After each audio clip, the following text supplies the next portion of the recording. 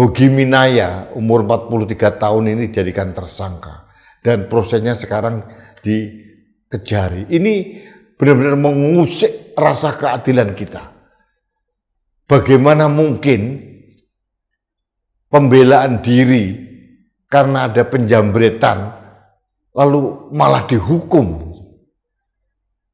Ini akan menjadi semacam chilling effect, efek ketakutan. Kalau nanti kita melihat ada orang dijambret, kita diam saja lah. Kita nggak mau lagi ngejar penjambretnya. Nanti kalau kita kejar penjambretnya jatuh, terluka atau mati, kita yang dihukum. Ini kan fenomena yang jadi aneh, bin ajaib.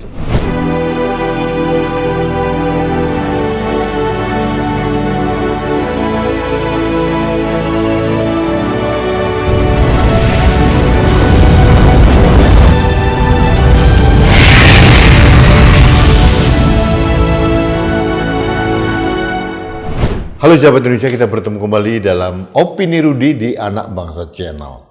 Sahabat Indonesia, kali ini saya tidak membahas tentang sosial politik yang lagi hangat di negeri ini. Saya akan membahas tentang keanehan penegakan hukum di negeri kita yang tercinta Indonesia ini.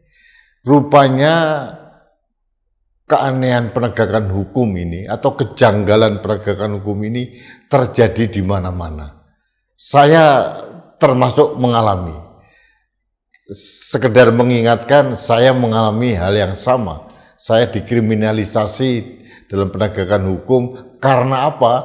Bukan karena saya mencuri uang negara, bukan saya menghujat orang gitu ya. Saya hanya menampung wawancara dengan orang yang bernama whistleblower, penulis-peluit, tentang dugaan adanya korupsi dan maladministrasi pengelolaan aset negara. Ceritanya si whistleblower ini sudah melaporkan ke aparat penegak hukum di mana-mana tentang kasus ini, ternyata tidak mendapat respon, lalu menghubungi saya, lalu saya terpanggil untuk melakukan wawancara karena ada fakta, ada bukti, ada laporan hasil akhir dari Ombudsman dan rekomendasi dari Ombudsman RI bahwa memang terjadi dugaan korupsi, dugaan maladministrasi, makanya saya berani membuat wawancara, kemudian wawancara itu tayang. Saya sudah minta klarifikasi dari pihak-pihak yang disebut, tapi mereka menolak klarifikasi. Saya berusaha memberikan hak jawab, tapi tidak dilakukan. Mereka tidak mau atau menolak. Ternyata malah saya dilaporkan dengan narasumber saya. Akhirnya saya dengan narasumber saya dijadikan tersangka, terdakwa, saya divonis. Meskipun sekarang narasumber saya dan saya terus melawan dengan melakukan upaya banding, karena bagi saya ini membantu pemerintah, membantu negara, membantu Presiden Prabowo untuk memberantas korupsi. Kok malah dijadikan tersangka? Saya bukan maling, saya bukan koruptor, saya hanya menyuarakan ada dugaan terjadinya korupsi. Itu keanehan yang saya alami. Tapi keanehan yang akan saya ceritakan ini jauh lebih parah. Ini terjadi di Sleman, Yogyakarta. Ceritanya ada seorang perempuan namanya Arista Minaya, umur 39 tahun di Sleman, Yogyakarta. Kira-kira tanggal 26 April 2025 yang lalu jam sekitar 6.27 dijambret tasnya. Kemudian secara spontan suaminya yang bernama Hogi Minaya ini berusaha membela istrinya dengan cara apa? Mengejar penjambretnya dengan menggunakan mobil, penjambretnya naik motor, mereka berdua dipepet, tidak mau berhenti, terus mepet, akhirnya malah tambah kencang motornya, naik di trotoar, nabrak tembok, dan ternyata penjambretnya, penjahat aslinya ini meninggal dunia. Yang terjadi sungguh ironis. Bukan penjambretannya yang diusut malah suami yang membela istrinya yang telah dijambret ini dijadikan tersangka karena mengakibatkan kecelakaan lalu lintas 2 orang meninggal dunia. Aneh nggak sih? Nah, sebelum saya memberikan opini, saksikan dulu video yang disampaikan oleh Ibu Arista Minaya berikut ini. Sekitar jembatan Transmart itu saya dijambret dipepet dari sebelah kiri, kemudian tas saya dikater, dibawa sama jambretnya. Spontan saya berteriak jambret, kemudian suami saya dengan spontan mengejar jambretnya itu dan dipepet sama suami saya agar berhenti, tapi karena tidak mau berhenti, jambretnya memacu kecepatan lebih tinggi lagi, kemudian menabrak tembok itu lalu terpental ke jalan raya. Kalau kontak itu kami ketahui setelah ada di kantor polisi ya Mbak, karena suami saya ngecek untuk mobilnya, dicek juga sama Pak Polisi. Di sebelah pintu penumpang itu ada bekas setang ya, tapi kalau dari dalam mobil itu suami saya nggak merasakan ada body contact karena mungkin getarannya beda kalau di dalam mobil ya. Tentu saja kami shock, kaget kenapa ditetapkan jadi tersangka. Nah sahabat Indonesia, itu penjelasan dari Bu Iresta Minaya pada saat diwawancarai oleh salah satu TV swasta. Ini seseorang yang membela istrinya karena dijambret, kemudian dikejar, malah dijadikan tersangka. Dijadikan tersangka, sempat ditahan, kemudian ditangguhkan penanganannya. Yang aneh, dari Polresta Sleman ini memproses, dan lebih lucu lagi Kejaksaan Sleman menerima ini.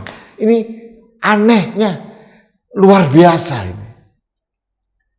Seseorang yang membela diri, membela istrinya karena dijambret, mengejar penjahat yang sesungguhnya, lalu penjahatnya itu jatuh bukan karena ditabrak loh ya, nabrak tembok sendiri karena dia lari dengan motor kecepatan tinggi, akhirnya penjambret itu meninggal dunia atau mati, tapi suami korban ini malah jadikan tersangka.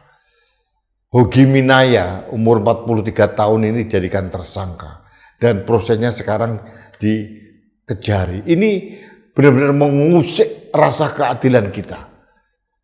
Bagaimana mungkin pembelaan diri karena ada penjambretan lalu malah dihukum? Ini akan menjadi semacam chilling efek ketakutan. Kalau nanti kita melihat ada orang dijambret, kita diam saja lah.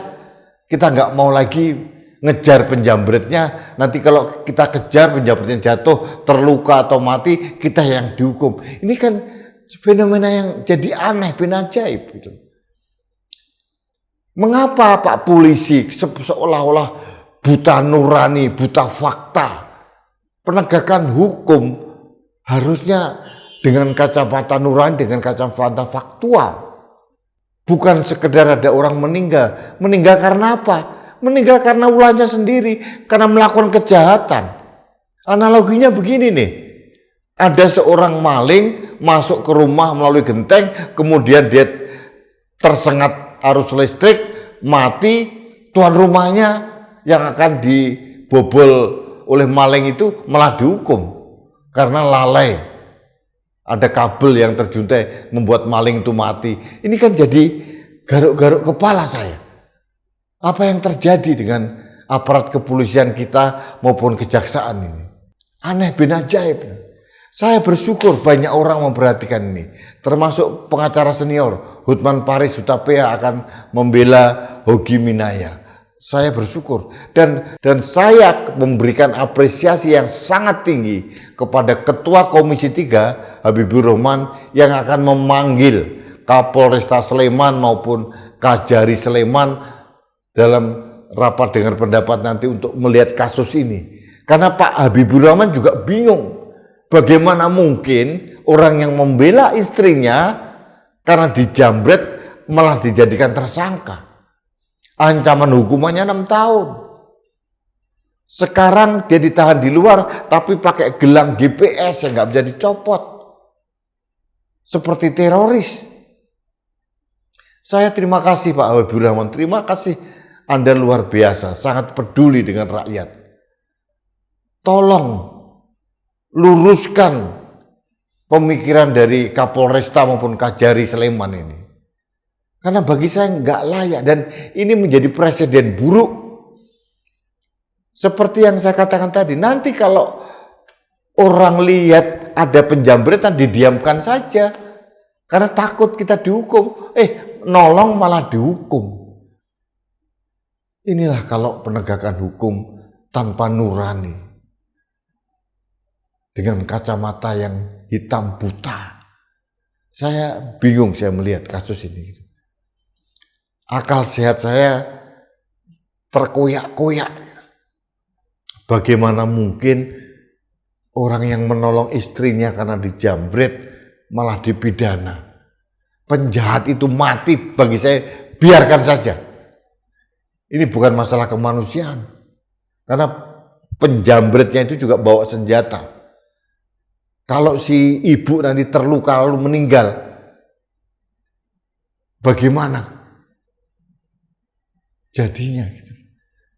Saya tidak mempunyai rasa kemanusiaan, tapi bagi saya kalau penjahat itu akhirnya mati, saya bersyukur karena itu akan menghilangkan potensi kejahatan kepada orang lain. Gitu.